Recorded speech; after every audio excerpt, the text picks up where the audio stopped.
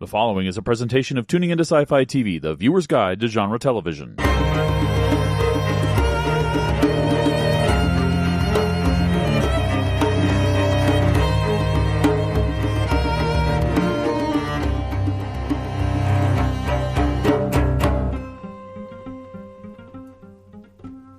Hello, everyone, and welcome to the Small Council Matters podcast. I am Wendy Hembrock, back to talk with the Maesters, gathering around the table to talk about another episode, number 2 of A Night of the Seven Kingdoms. So let's go around the table and introduce yourselves, please, Maesters. This is Christine Peruski, your Mistress of Correction, and I am not too tall. This is Jesse Jackson. I am Jesse Jackson DFW on Twitter, and I am the Maester of Sunshine and Rainbows, maybe a shooting star over the sky, and the chronicler of all things Springsteen, and I've got my hands at the fire because it's a cold night as we're recording. Hey, everybody. I'm Shannon from out in the Pacific Northwest, and I'm surprised to learn that Sir Arlen's sigil was a chalice instead of an anaconda. Oh, no. And I am Wendy, your Maester of URLs and links and documents. And we are going to talk about Episode 2, which is called Hard Salt Beef. And I'll let you speculate what that is referring to. If it is a metaphor for anything or if it is just the staple diet of a hedge knight. Before we get started, want to remind everyone that we'd love hearing from you and hearing your thoughts, comments, and questions. You can stop on over into our Discord channel. We have one specifically for George R.R. Martin TV. You can also reach us on the socials at SCM_pod or at Tuning Into Sci-Fi. You can also check our page that goes with this blog entry, and you'll find a link to leave us a message that way. You can also call us on the old telephone. Our number is 706-927-8478. So before we get into talking about the episode, I want to talk about some news and links. Just a handful of things. First of all, Night of Seven Kingdoms did a pretty good viewership for the premiere, 6.7 million viewers. We also have an article that talks a little bit more about how Brienne of Tarth and her ancestry connects to Sir Duncan the Tall. We also have an article that goes through episode 2, and there's a lot of people's names thrown around in this episode that are referring to things that we might have heard in Game of Thrones, or they might be some little Easter eggs. So if you feel like some things passed you by, this is a pretty good article. Also, just to get the names of everybody, because frankly, I watched this twice and I was still writing down names. And last, an interesting article, at least I found it interesting.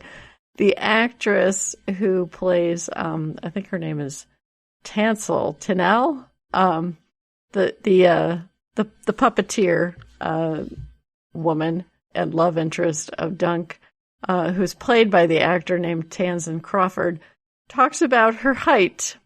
And that was pretty enjoyable to read because it is something that was also kind of a meet-cute little moment in the episode as well. So thoughts about anything that was in the news first. We'll start with Christine. It seems like everybody's really obsessed with tall people all of a sudden. I mean, 2 of these articles are really about tall people. And I would have never actually, I see the similarities between Dunk and Brienne, as stated in the article, but I wouldn't have put it together. They seem really unrelated to me, but it's at least 90 years later, I guess. So It's an interesting connection. And the funny thing is, in the first episode when we saw Tansel, I did not realize she was tall because there wasn't really anything to compare her to. She was alone on that stage with a giant dragon puppet. So she just seemed like a pretty girl to me. And, she was talking about in the article, where she understands the idea of growing up being way too tall for society, and how in Westeros women are expected to be small and demure and feminine. And I'm like, but you look like that. And she does look very feminine. She looks, there's nothing about it. Like Brienne was very, tough and gruff, and this just looked like a pretty girl. And then they talked about her being too tall in this episode, and I was like, oh, really? I hadn't noticed. That's neat. So, it just makes her more of a match for Dunk, I think. The article about the Easter eggs, this is what Jesse would call doing your homework. This is the cheat sheet for the exam we'll have at the end of the show. So put your studying in. It was an interesting read, and I struggled with names in this episode too, and I'm the person who remembers everybody's names. It was tough. So if you actually want to do your homework, this is the good article for it. Yes, I did think of homework. It also, there is a slight spoilerish. If you read this, it talks about one of the Targaryen family was from the Green faction, that implies that they are no longer the ruling family, but still important. And I went, oh, okay. Luckily, I don't remember which one's black and which one's green in House of Dragon, so I'm not spoiled. But hopefully I didn't spoil everyone else. Because I can't keep them straight. I did like the article. I thought it was very charming that she was, I am 6 foot. Don't give me 5'9". Don't give me 5'9". I am 6 foot. So yeah, really good stuff. I also did not connect Brienne to that, and I thought that was pretty cool. So yeah, some nice stuff, and it was good to see that the ratings were successful. We were talking a little bit before we hit record that the article, right, that shows that despite the concern about the final season of the original Game of Thrones series, there is a lot of people who love this world and want to see more television about it. So that's good, and that hopefully we can get good stories like we're getting with this one. Yeah, it's funny, that article about the height. This season in college football, there was a quarterback who played for Vanderbilt named Diego Pavia. He was a Heisman finalist and lifted Vanderbilt to previously unknown heights. But he was shorter in stature, and he was officially listed as 6 feet tall. And now they're doing the NFL workouts and everything. And it came out like this weekend that he's 5'9", So, some people want to be told what their exact height is and have it measured. And other people are like, well, we'll just round up, So it's nice that she's proud of it.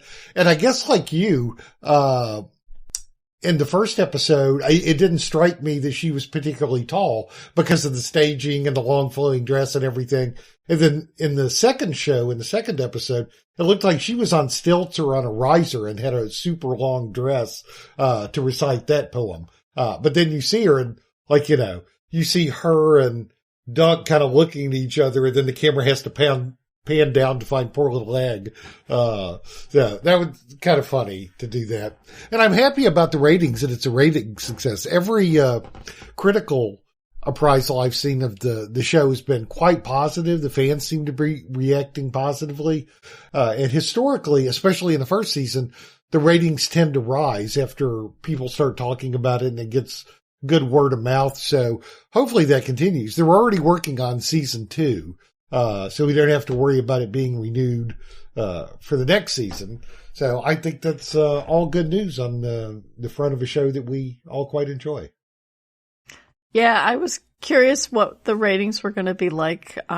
It is so different from the prior shows in terms of tone that I'm glad to see people are embracing it, and hopefully it will build some word of mouth with people who might have been a little bit, soured after the Game of Thrones finale, maybe didn't even bother to watch House of the Dragon. That, maybe will bring some people back to the fold. The article about Tamsin's height, it reminded me of articles that came out when Gwendolyn, I'm forgetting her last name, Christie, when she was trying to get the role of Brienne, and she talked a lot about her height and her size and how that was an issue for casting with her, and so she really was excited about Brienne's posture, and I loved that this character was like, I'm 6 feet tall. Don't be trying to sandbag people with some 5'9" crap. And similar to you all, I did not realize she was tall until this second episode. And only when she was sort of standing one step up when Dunk throws the coin to her, and then she stepped down and they were almost at eye level. Then I was like, oh, she is tall. But she isn't a person who, she must be perfectly proportioned because she doesn't look like her shoulders are really broad or, she's, quote, big boned or anything like that. She looks perfectly proportioned. I'm sure we'll talk about the scene of them in the tent. That was one of my favorite scenes in the episode. So the other thing was it was very useful to me, especially when they explained who these Targaryens are, because they were somewhat loosely referring to sons and uncles and cousins and whoever's in that part of the episode, to actually understand who is Baelor and Maekar and who are their children. So I thought that these were pretty useful little handful of links we had to share this week. And now we're going to talk about the episode in some more details. And first up, we want to give our quick reviews. And first, so we're going to go around the table and folks are going to give some thoughts about the episode and a rating. And we're going to start with Christine. So last episode, I dinged it a bit because there wasn't really anything to get me thrilled yet, and there was not enough Dunk and Egg, which is what the show's all about, and I wanted more Dunk and Egg. We got more Dunk and Egg, and I was very happy about it. But I was really thinking that we'd get Dunk, into like the actual tourney at this point. So I was a little disappointed there. But all around, there's so much happening in this episode. Lots of new characters introduced. Lots of, I don't want to say politics going on. There wasn't politics. Just a lot of noble stuff happening around him. And he just keeps getting in the thick of it. So, it felt like there was stuff happening, but it still feels like we're setting up for the showpiece later on. So I gave this 9 out of 10 bugs in my cider. I like that one. Yeah, I thought this one was another really good episode. It flowed very quickly. It did not seem like a short episode. Sometimes the episode's over and you go, what, already? And you didn't feel like I got a full story. Even though it is only about 30 minutes, I wanted more, but just because I'm greedy. Lot of Dunk and Egg. In fact, there's like 3 different times they had great conversations, some interesting banter back and forth, a lot of fun humor. I'm not saying it's Aaron Sorkin type dialogue, but there is some cleverness in this. And discussing, I'll save it when we get to different scenes, but I was really happy. So I'm going to go up a little bit too. I'm going to go 9 out of 10 ill-timed desires for a drink. I think I'm going to keep using the exact same words to describe every episode at the rate we're going. It was delightful. It was charming. It was funny. It was entertaining. They packed a lot into a very short runtime. As, you guys have previously mentioned, we got a lot more Dunk and Egg interaction, which was great. We saw some of the other people at the tourney, and I was always intrigued by Targs, so it was great to see some more of them. And some surprising portrayals of Targaryens, and some not so surprising portrayals of Targaryens in that era. And the action that we saw, we were talking pre-show. I think this is kind of like an opening night exhibition rather than the formal draw, but that was all handled well and looked great on camera. So yeah, I'm going to give this a 9 out of 10. It's absolutely wonderful. Yeah, the episode was shorter than last, but it was packed with great character moments between Dunk and Egg. Also introducing a lot of interesting characters, and not just introducing them, but they're part of Dunk trying to, wangle his way into this tourney. So I thought they did a good job of his character development and progression, as well as, meeting all these different people. So, and then the joust opening ceremony, if we want to call it that, that was really interesting. It was very different than what I expected. I don't know a lot about tourneys or anything, but I certainly didn't expect to see, 5 lanes of people running at each other. That was new for me. And for a rating, I'm going to give this one 9 out of 10 oats and apples for a beloved horse friend. So now let's get into talking about the episode, and we're going to talk about highlights first. Christine, you can start us off. I'm going straight for it. I want Dunk and Egg with some girl talk.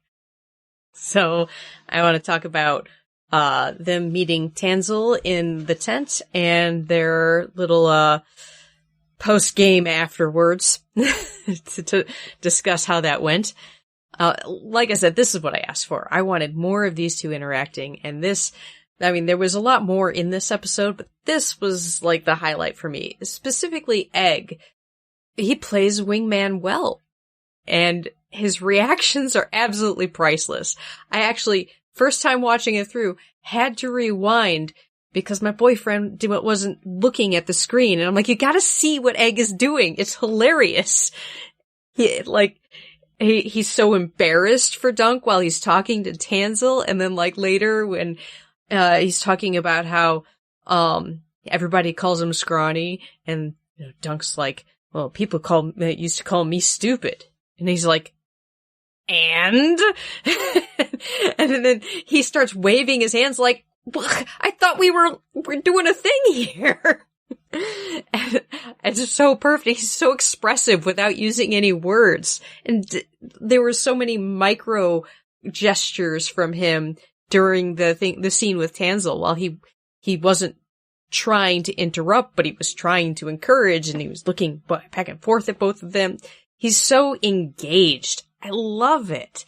And it was very lovely of Tanzil to throw him a bone to get started on the new design for the shield. I don't think she knows what to make of him yet, but I thought Egg's idea was, it really dug him out of that hole he was in, trying to figure out what to put on the shield, but also was very thoughtful and very, very Dunk. I thought it was an appropriate sigil for him. And it was very nice. And Dunk did throw in a little touch at the end, the shooting star, which was actually more of his connection to Egg at that point. Or because he probably wouldn't have even noticed it if Egg hadn't pointed it out last episode. And another interesting thing we got, Shannon, last week you were asking about how they do the fire tricks in show, and now we find out they actually use pollen. I wouldn't have thought that. I don't know much about botany. I didn't know there was highly flammable pollen out there. that is a neat trick. But I did see a little bit of the next time, the next episode, I think we're going to get a better shot of the fire tricks. Good pause point for you to see what is actually happening there. But all in all, this type of stuff, the small conversations, Egg being snarky and Dunk being sweet. I think this is what I need through the rest of the show. That was ill-handed. Huh? I don't think it was well handled. Yes. That it was just perfect. I've made no secret that I'm a fan of, romantic comedies and watch way too many Hallmark movies. And, you just got the trope of the shy, tongue-tied, leading male, and poor Egg is just doing his best. And then, you're not too tall. You're perfect. For what? And it's like, for puppetry. Egg saves him. I love them together. I loved watching them talk back and forth. And you already covered, but it was beautiful. Like, he needs to have this shield painted. He's trying to, what do you want it to be? And if anyone's who's been an artist, right, it's like if your client doesn't have an idea what you want, it's like, okay, you got to work with me. I can't read your mind. And then we go through that. It does sound like a beautiful, and I think on the graphics for the show, you see the finished shield, or at least and it looked really, really love. I liked the repeat of the line, all men are fools, all men are knights, because it was said in the play. And then when he's, kind of stumbling, she says it, and I don't think he understands what she's meaning. I don't even know if he clicks that it was something from the play, but it was just so charming, so fun.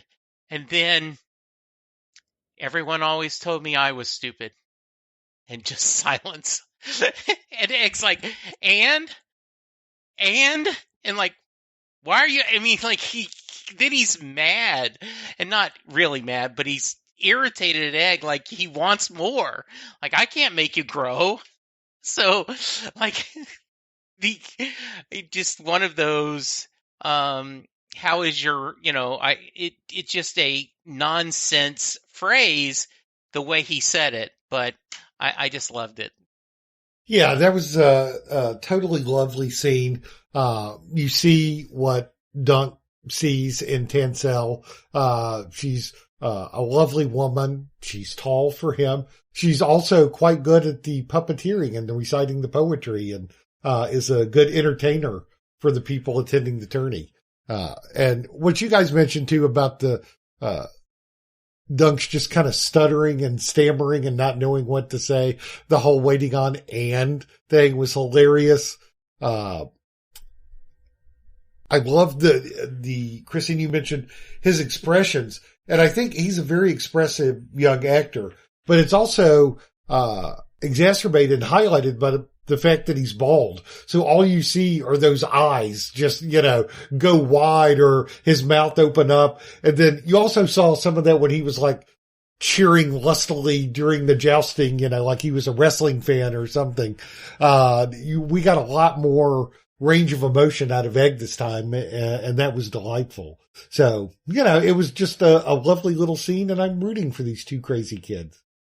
Yeah, I think Tansel's a little bit more than Dunk can handle, but we'll see. It was very sweet when he did say, not too tall for, and she's like, what? And then I did like how Egg was so, he was a wingman, but I think he was also just curious, and because they showed him during the play, and he was sitting there and very delighted by watching the play. And contrast that with Dunk, who just, you could almost hear the swirling at the swirling and the harps playing as his eyes got bigger, just looking at her. I also thought that the play itself was another interesting notch up, because these puppets are really practically very smart if those are the things you're going to kill, versus some of the other ways that they work rather messy effects into, stunts where they're going to kill people. So I'm curious to see how we continue to use the puppets. And then the debrief afterwards, well, that didn't go so well. I liked how Egg is being probably very vulnerable to Dunk when he's talking about, people say I'm always too small, and Duncan is just super literal. He's like, well, I can't make you tall. It's like, well, that wasn't what I was looking for. And also these scenes just underscore how smart Egg is, how much he understands of the tourney world that they're in, that Dunk really doesn't. But as the episode goes on, we sort of see all the scales fall after that opening ceremony in terms of why he's here and what he wants to do. Good choice. Oh, one quick thing. Thanks for mentioning about the pollen, Christine, because I did note that, write that down in my notes. So there's they did explain it in the show. And then they kind of gave a side shot that you could see somebody down below dressed like the background was holding a torch. So then apparently they throw the pollen on it. That was a perfect in-show explanation. Thank you. Yes, that was very cool. And I was thinking about our discussion of that when I saw it. Okay, Jesse. We got the bar set. Are you ready to jump over, elevate for our next highlight? Yes, I am. So, I think I'm tempted to take the discussion with the Crown Prince, but I'm going to do Duncan talking to the horse.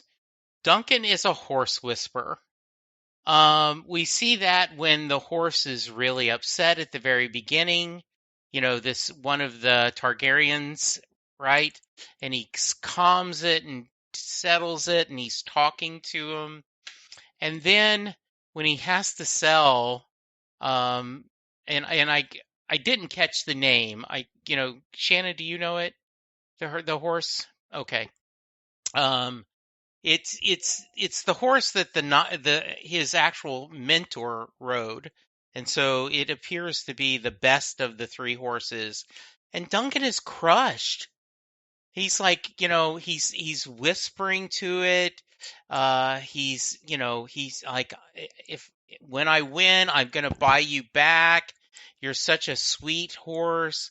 And then he needs this money desperately.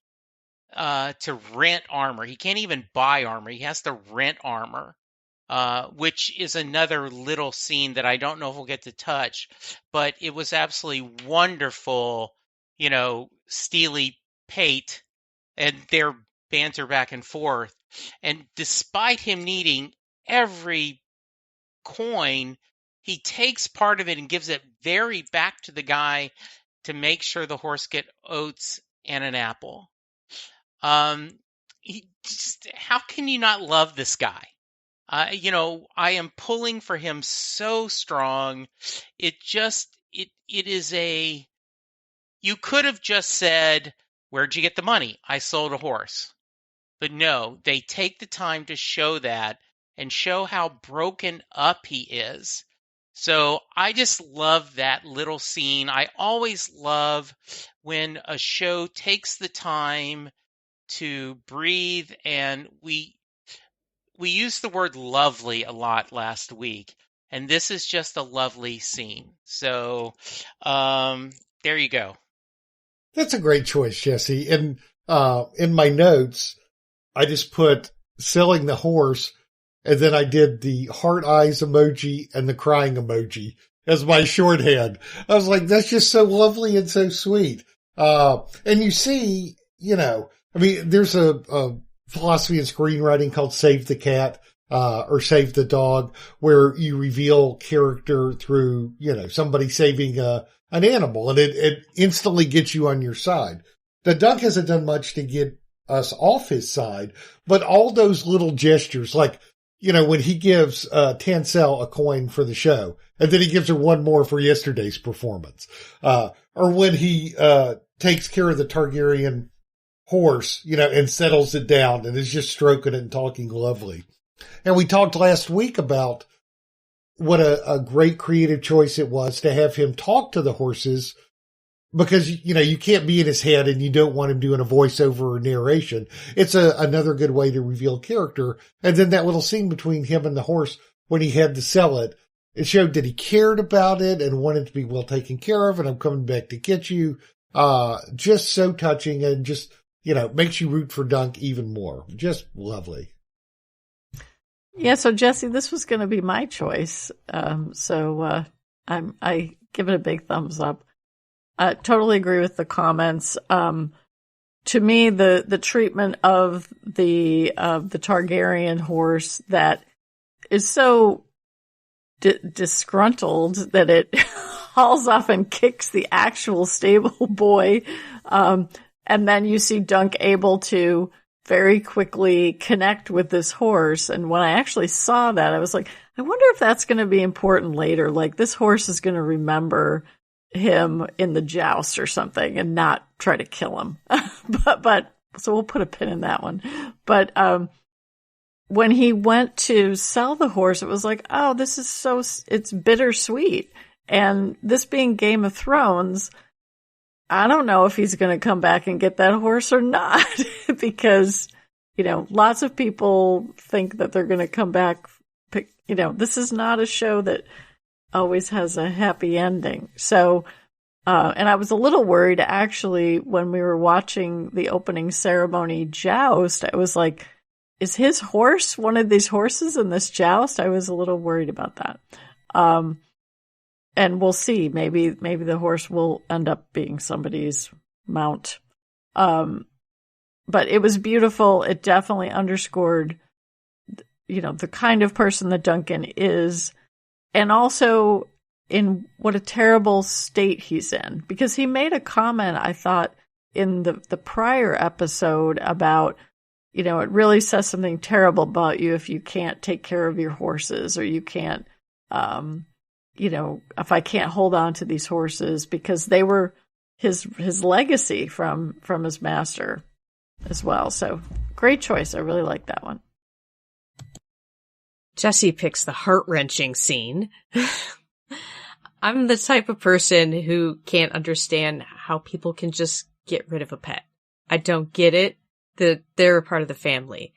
And these horses, they've been his only companions. I mean, that reminds me of the first scene in the first episode where we saw Dunk talking to the horses, about what he's going to do next.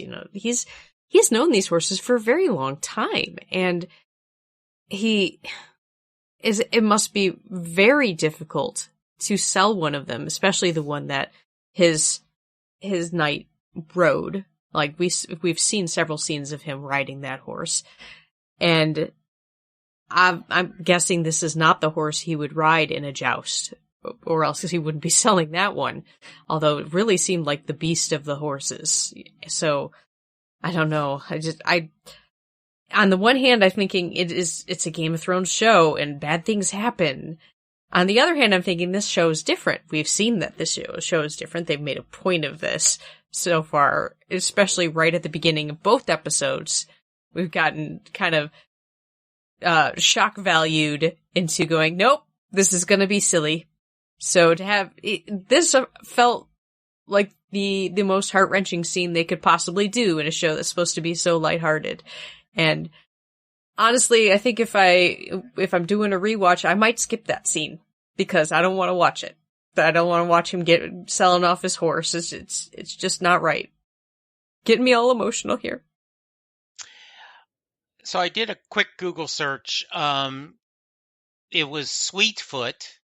According to Google, which is never wrong, that this was not the horse that you used to joust, but from the TV show, it did look like the white horse looked like the biggest horse, the strongest horse. So that's nice.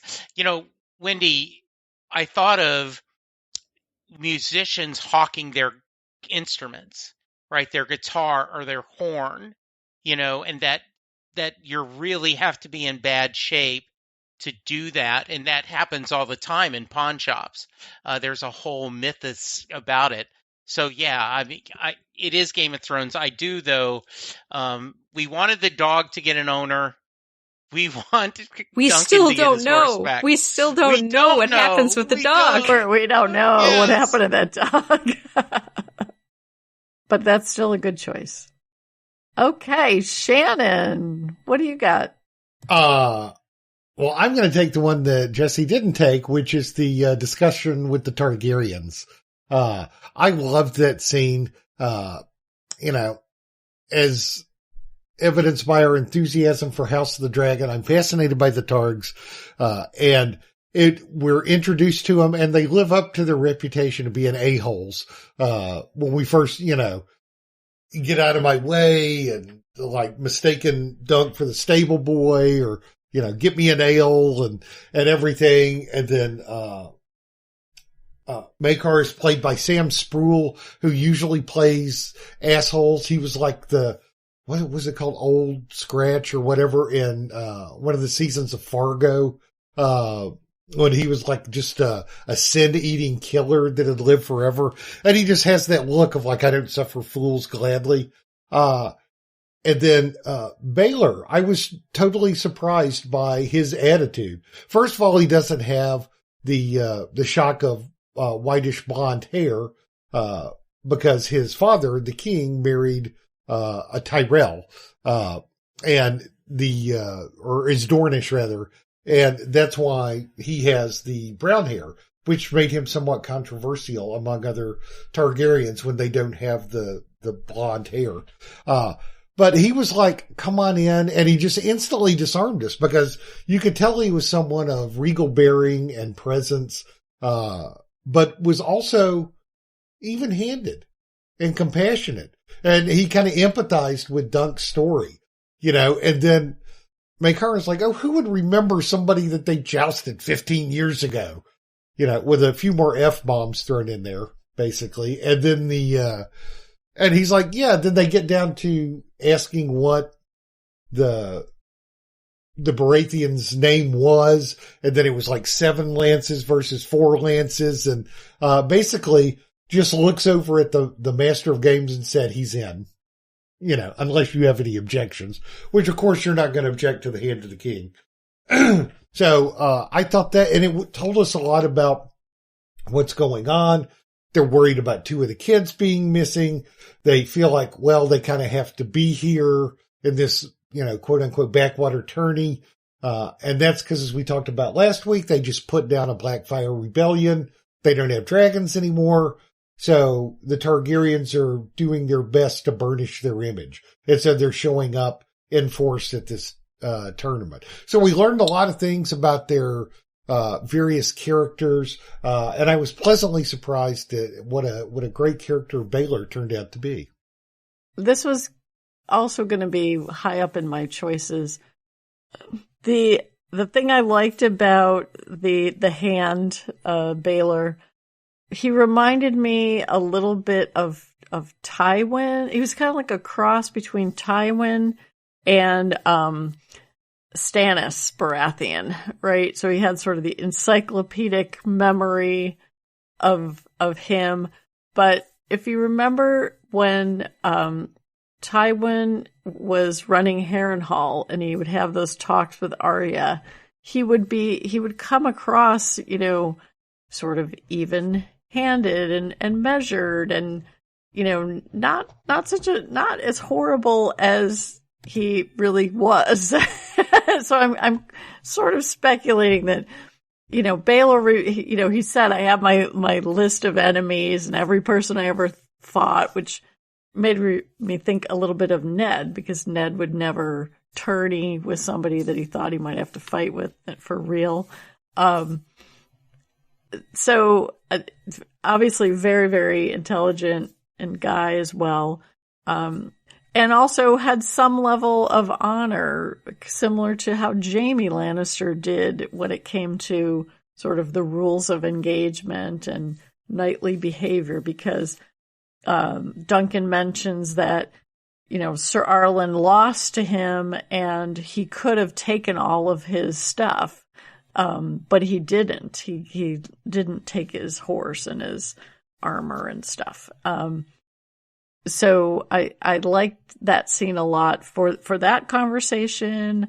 Also, how he is a stickler of the rules, because before he walks out, he says, "Oh, you're not related to Sir Arlen, so you got to get a new shield and you got to get a new sword." Or maybe just the shield sigil. But I'm gonna, do you a solid to try to get you on this list. So that's a great choice. It was also fun to see, again, this is more of how much Duncan is willing to do. Because each person he meets is sort of helping him sort of peel the onion on what does it mean to be a knight? What do I need to do to get in this tournament? What is this tournament? What am I actually signing myself up for? And, he's an opportunist. When he has the chance, he scurries through the door and is, he basically breaks into their house. And I like that he's got that gumption to keep doing that kind of stuff. And still look like a fool at the same time. When he leaves, he doesn't know where he's leaving out of. He doesn't have a trace of arrogance, which I like. I knew Shannon was going to pick the scene with the Targaryens. I was like, oh, there's just so much lore happening in this room. Shannon's going to pick this scene. I'll let him have this one.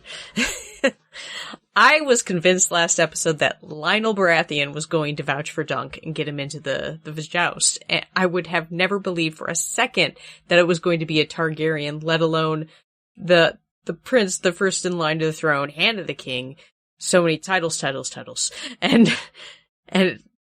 he does it so convivially. The good rulers, they're the ones who remember the little details and will give everyone their fair share when they haven't been given a reason to be dismissed. And you're right, Wendy. Duncan, honestly, you look at him and you think, this is going to intimidate him. He's not going to walk in there. He's not going to approach them. I actually couldn't believe at the beginning of the episode that he had approached so many different people to try and get someone to vouch for him. And I honestly thought he didn't know where he was going when he went in there. But on my rewatch, I was like, oh no, he knew where that was leading. He was good. He honestly, for someone who has such a weak stomach when it comes to doing something brave, he's very brave. This is a time of peace. There's not a lot of war to be had. So bravery is in facing these everyday fears, talking to your betters and standing your ground in a conversation. And he's very surprising in that way. I would not have expected it of the man we saw digging that grave and trying to figure out the right words to say. He's a very surprising character. He seems so very simple, but I'm already being surprised by him. Yeah, this was really interesting. And, the Prince Baelor was actually very kind. When Duncan, it was 7 lances, and he goes, the tale often changes, for the teller, right? But no, rest assured it was 4. And then Duncan's like, oh, I'm sorry. I didn't mean offense. And he's like, no, he gets it. When the fish was this long and then it was this long and this long as you told the story. And this is a audio podcast, so you guys couldn't see my hands moving.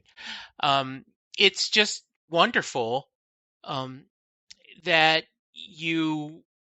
and Duncan says people say that the Seven Kingdoms will be in good shape when you rule. And he even says, I hope not for a long time. So he does not seem like he is wanting power. And, this is obviously just a little shot, a small segment. And that isn't the story we're telling in this story. I do have a question. Who's the young woman that calls him big and stupid, calls Duncan, right? Just random. This person's there. Oh, yeah, they're upset. Boy, you're big and dumb. I think she was That's the daughter of Ashford. Yeah. Huh? The household Gwen. that's holding the tourney. Okay. That's the daughter. Okay. It's just like, poor Duncan, right? Okay.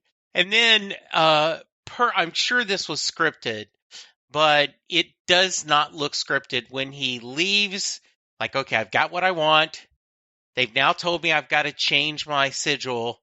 And then, nope, not to the right. Got to the left. And just,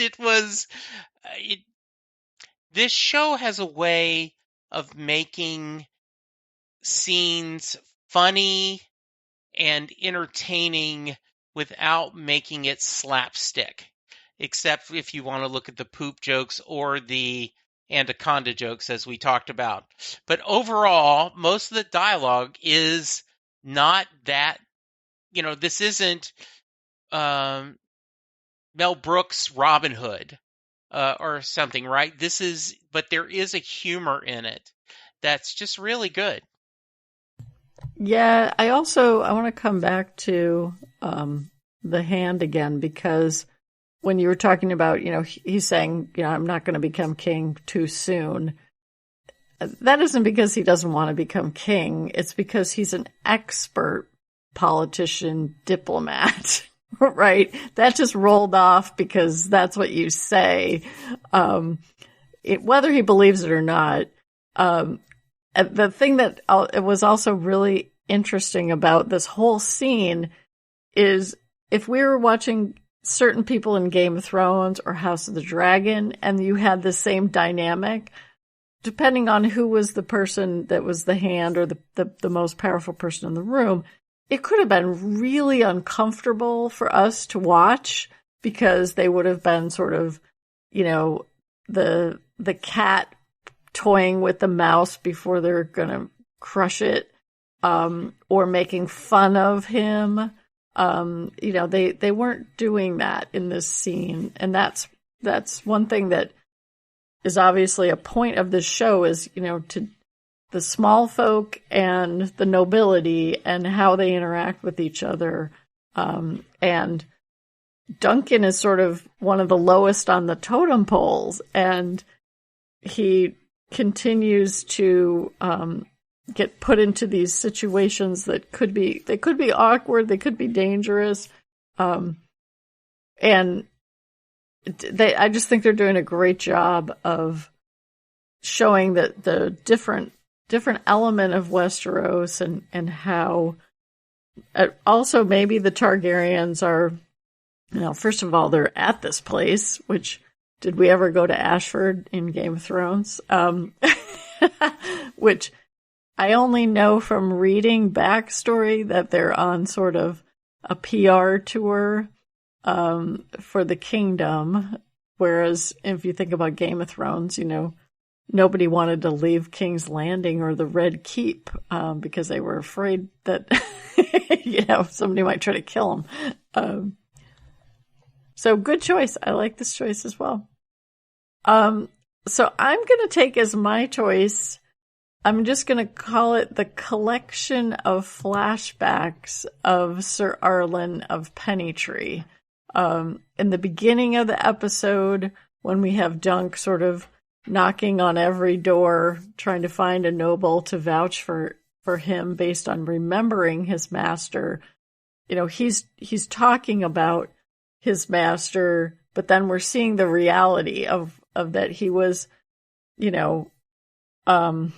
might have been renowned because he was well endowed, but he was drunk a lot. He sang a lot of drunken songs when they're riding around the countryside. He was also generous and kind to small folk. He was giving money to other people. We see him doing that. We see them training together. And over the course of the episode, we see him close to the point of his death, and how we learned that none of these people remember him except for the hand. And that Duncan is realizing, and even Egg says to him, was he a crap knight? It sounds like he wasn't very good. Nobody remembers him. He never won anything. And yet Duncan realizes that everything that he is came from this guy who he didn't have to. I mean, I guess he needed a squire or an assistant, whatever you would call him, out of Duncan, but he didn't have to take him in and treat him like his family, or at least Duncan felt like he was being treated like family. And it's when he has he has sort of like a PTSD moment when they're at the opening ceremony, and he's thinking about all this violence in front of him and how much that his master went through before he died. And he mentions to Egg, am I just going to be, a guy who dies by the side of the road and not remembered? And I really liked how a lot of those flashbacks were for a comedic purpose. It was like, you're saying he was this great guy, but the reality was a little bit less than that. But ultimately, that's what sort of sticks Duncan to his mission, that he wants to be the legacy and the proof that Sir Arlen was a noble knight. He had a good heart, and he wants to, do this in his memory. It's a good choice. The anaconda aside, I was noticing something about the one I'd say gross thing in this episode was that large gash he had on his arm, and I was very confused by it about where did it come from and why did he not really have it covered? He started tugging on the wrap around his wrist as if he was going to put it, as if it had bunched up and gone up there. I'm like, that was not covering your arm, and why are you just leaving it out like that? And it really makes me wonder what that was about. Now, if we're going to get more on that. But Dunk can really tell a tale, and I think he probably got that from Sir Arlen, because the fact that he was singing so often in those flashbacks tells me that he was probably a good storyteller too. And Dunk knowing all of the history he had with all of these other houses means that he had to have told a lot of stories as well, because some of those stories Dunk wasn't there for. The one with the Hand of the King, he wasn't in that story. He was just recalling what he had been told. And so Dunk has taken up the task of being a good storyteller like Sir Arlen. And one thing I really liked of the conversation between Dunk and Egg here was Egg pointing out that he wasn't going to leave him as he had to suffer his knight dying over and over again. And I was like, that's true. You're having to tell this tale, not just like deal with all of these nobles who think absolutely nothing of you, but you're having to recount this tale over and over again. Remember this man who was so important to you and him dying over and over again. And that really is demeaning. And yet he does it. Again, I'm back at that everyday bravery that this man has. And I think the storytelling I wonder if we're going to get storytelling about Sir Arlen every episode, or if he'll move forward from that, but I wonder if there are more stories to tell and more flashbacks, because they seem to have a lot for this dead man to do in these episodes. My thought when I saw that gash is that the reason he died. Did it not get cleaned and there's an infection and that led to him dying? But they didn't follow up. Maybe they will later. We don't know. Later when Sir Arwen was kind of being tipsy, I was like, is it because he's sick, feverish, or because he's drunk? But there is a sweet scene where it's raining. They're under a tree and they're sharing, beef jerky. Pork rinds, beef jerky, your choice of what soda you want, whether it's Dr. Pepper, Diet Coke, whatever. Great road trip food. And they were smiling with each other, right? I mean, it's raining. We have nothing to eat but beef jerky or, salted beef. Hard salt beef. Beef, yes. But we're together. And I thought that was a very sweet scene. You can tell, and Duncan even says the only time he beat me is when I deserved it, except for that one time where I didn't steal that pie. That was not me, or whatever it was. So yeah, I love this choice. I think it's a good use of flashbacks to tell that story, because it's in Duncan's mind. He's seeing that and remembering that, and also his anger that his mentor did serve all these houses. He did work with them, and he fought for them, and he helped them, and no one's remembering him. And this is almost his Scarlett O'Hara, as God is my witness, I'll never be hungry again. He's like, they will know who I am. They will remember him because of me. And that's being Game of Thrones. You don't know how good that's going to work out, but I'm optimistic it's going to work out well. Yeah, good choice, Wendy. You guys have hit all the clear points, but I wanted to double back to one thing, Wendy, you said in your comment on the previous scene that I think was kind of a underlying message, if you will, if you can have one for a 30-minute episode, which there was a lot of talk and a lot around what does it mean to be a knight, and that's obviously what he takes from Sir Arlen, and the flashbacks show that in ways both honest and ways that are designed to be intentionally funny. But almost everybody, this is Doug's first time being around all these different kinds of knights. You can be a bon vivant, but somebody who shows compassion to him, like the Laughing Storm.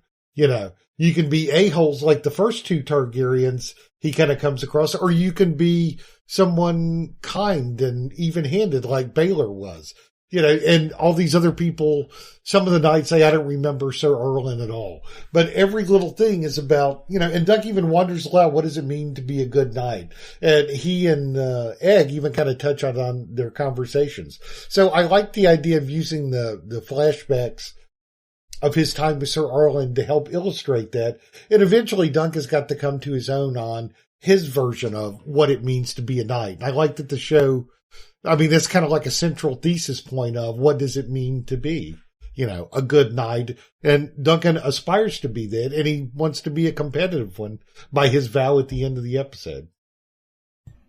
Yes. Yeah. I like that summary, Shannon. I agree with that. So other highlights. Anyone have any other honorable mentions or highlights to note? I just want to note that the jousting scenes were well done, because we talked last week about whether it's Ivanhoe or A Knight's Tale. I thought they, this was an exhibition kind of, but I love the way that they showed the fans being like soccer hooligans or college football fans or somebody at the crowd at a WWE match. And then some of the shots, they took different angles. It looked like there was real violence. And I love the one of the guy hopping on a moving horse and then picking a shield up on the run. So those were just really well done. I had that in my notes as another highlight. Yeah, I wanted to mention, I remember a lot of people talked about this in A Knight's Tale. For safety reasons, they made the lances hollow, but they filled them with uncooked spaghetti so that when they broke, you saw the splinters going everywhere. And I couldn't really tell, well, I mean, you couldn't really tell in A Knight's Tale, but I couldn't really tell if that was the case here, if they were using that same trick. I mean, it may be, we don't mention this in the writer's room, but nobody said anything about the prop department. So I wonder if they learned a few tricks from Knight's Tale, because the lances shattering that I saw looked just as explosive. And I liked that. I also wanted to note something I had to go back to a couple of times to really understand what I was seeing. Egg was on Dunk's shoulders at first, and then at one point he looked down at his hands and suddenly wanted down. And it took me a moment to realize what he was thinking. Like, what was he doing? And I realized he had just watched all of these knights' squires bring them new lances. And he looks down at his hands, and it looks like he's grasping around a lance. And I think he wanted down so he could really get in there and see, can I do this? How are they doing this? He wanted a better view of the men on the ground so he could be prepared for what he is supposed to be doing. He really means business about this. And I like that. I mean, at first he was just there to watch the show and enjoy it, to place a bet and, scream at with the crowd. But then he got down to business, and I really appreciated that. Egg's definitely my favorite character. Dunk is very sweet and very brave, but Egg is very interesting. I'm going to enjoy him. They juxtaposed that when Dunk was also having his moment of like, oh my God, this is faster and more brutal than I thought it would be. And you kind of went to a quick succession of flashbacks, and he had that nervous look and the camera kind of vibrated. And then after that, then it parallels because Egg is thinking, can I grab that lance and run all the way back and give it to him in the time it takes him to turn around and make another run? So they're both experience their moments of doubt. Can I really do this once they see it in live action? Lovely little details. Yeah. Yes, absolutely. I was wondering because I am spoiler free, but there is a lot of discussion on critics saying that HBO has asked us not to reveal certain things about certain characters. And so I'm watching it with a slight detective. And it was very interesting that when a certain family shows up, Egg's like, hey, maybe I should go back and watch the camp, You go, okay. Which also led to a wonderful, you best be there when I get there or else I'm going to chase you with dogs. You don't have dogs. I'll get dogs. How? So this is... And then he barks, and then Egg kind of jumps. So it's so funny. That I love that. And so with that clue, I did not catch the hand thing. All I knew is something happened to Egg say, put me down. And I was viewing like, is someone seeing him that he doesn't want to be seen? Your thought makes much more sense of why that happened. But seeing that also was kind of, and there happens to be this same family in the view. He also seems to know a lot about the Crab family and the King Knight, the King's Watch and everything. So yes, it is a very fun little mystery that I'm sure people who have read the books or know the lore are enjoying this little subtle way they're showing it, but for the rest of us, you can tell something. So I just wanted to bring that up, that I am watching with that in my mind. And I also want to give a shout out to the tug of war, which okay, you're the captain. Why go get something to drink now? And poor Duncan won that tug of war for him. He should get something, but instead he just had to do the work. I almost made that my choice for my favorite scene because it's got my boy Lionel Baratheon. He's on screen for maybe a minute and a half. He drops 3 C-bombs, quits the tug of war in the middle just to go get a drink, and then comes back. God, I love that guy. I'll tell you what. Well, he brought in the ringer. Yeah. He brought in Dunk the ringer, so he had time to go get a drink and rub it in everyone's nose. I love that. I'll tell you what Duncan got for winning that contest. He got the endearing friendship of Lionel Baratheon. Yeah, that'll definitely come back to be something in the story. Jesse, I just wanted to comment about your thoughts around Egg, and because when I was listening to the scene where Duncan's talking to the Hand, and they're all talking about, because he comes in the middle of them discussing where are Maekar's children, and they don't want that to be overheard, because they say, are you spying on us out there? What are you doing? Very suspicious.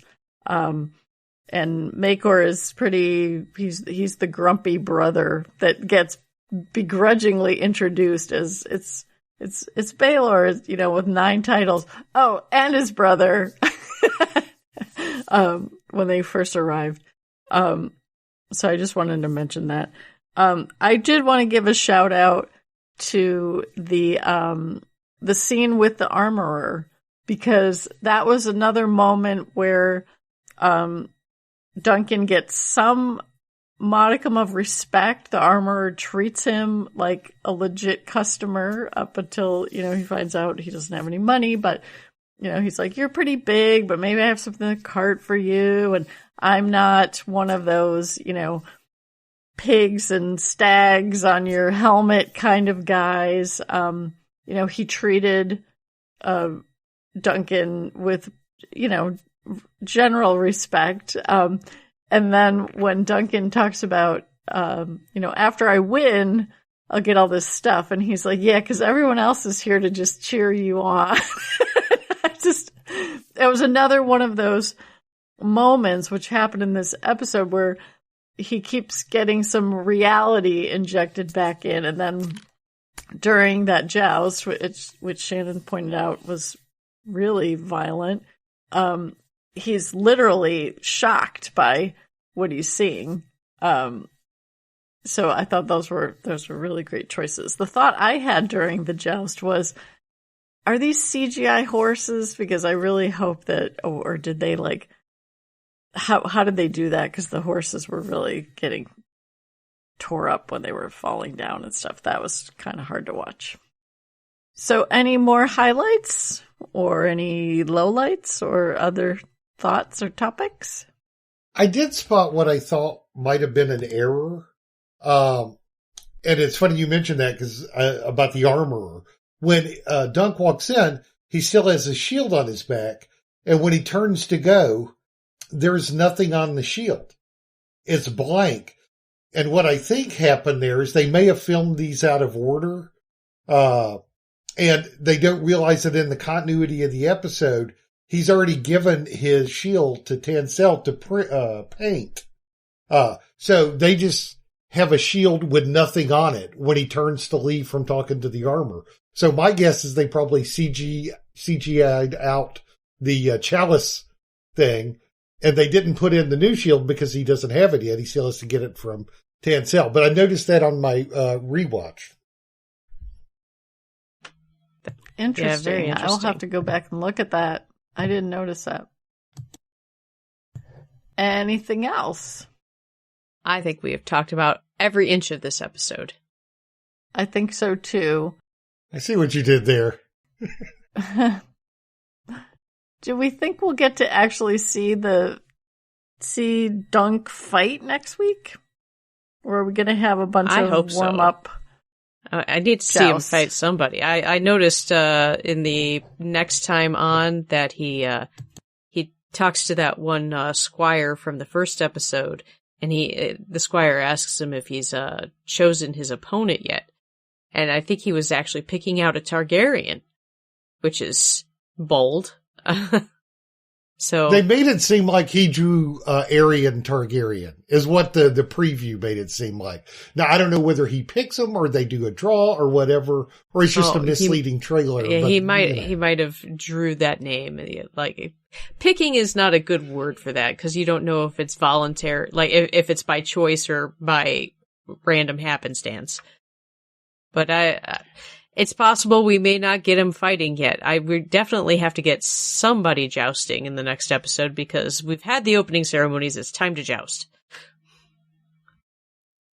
Yeah, I'm hoping too. This is only 6 episodes, correct? So, yeah, I think, depending on where you go, you would think by the 3rd, because you're halfway there, you would get something going on that. And I'm assuming the tourney lasts 2 or 3 days. So there could be, I don't know how this works, if it's like rounds. I'm guessing that it's sort of like rounds. Do you have double elimination? That could mean that 3, 4, and 5 are we're going to get a couple of rounds in each one. But we shall see. I did want to add one thought, because when I rewatched episode 1 before episode 2 this week, there's the moment when he comes into town and Dunk runs into the squire jousting with the guy who's his cousin. And I'm forgetting what house he was from, but he was the redheaded guy who was like, come and fight me. And Dunk's like, no, I don't want to. But the cousin hits the squire, punches him in the face, and it reminded me of the comment from Game of Thrones when Podrick gets reunited back with Bronn when they go to the Riverlands. Jaime reconnects with Brienne, and Bronn says, because everyone wants to punch a squire. And it was like, oh, I guess that is true. They're the Fossaways. Yeah. Thank you. I don't know if everyone wants to punch a squire. Maybe just Pod. Maybe just Bronn wants to punch him. Yeah, so this was fun. The conversation was fun. The episode was good fun. Plus, not just fun. We used the word sweet, lovely last week, but I think the show continues to kind of lean into that fairy tale quality, if you can use that word, in Westeros. But it does have some bit of sweetness to it as well. We'll see how that holds up as the tourney continues. So before we go, I want to thank all of our listeners. We'd love to hear from you. If you have any thoughts or comments to share, we'd appreciate it. And I want to thank our maesters for your thoughts and humor, and another fun time talking around the table. We will see you next week. Bye, everybody. The joust is on. Bye, everyone. We'd love to hear our listeners voice thoughts and send us feedback. Call us at 706-927-8478. Stop by our tuningintoscifitv.com blog to record a SpeakPipe message, or check the show notes and leave us comments. From the blog, you can also find links to forum discussions and subscribe to our RSS feed. Call into our Tuning Into Sci-Fi TV Skype account and leave us a message. Be social with us on our Tuning Into Sci-Fi TV Facebook page, or follow us at Tuning Into Sci-Fi on Twitter.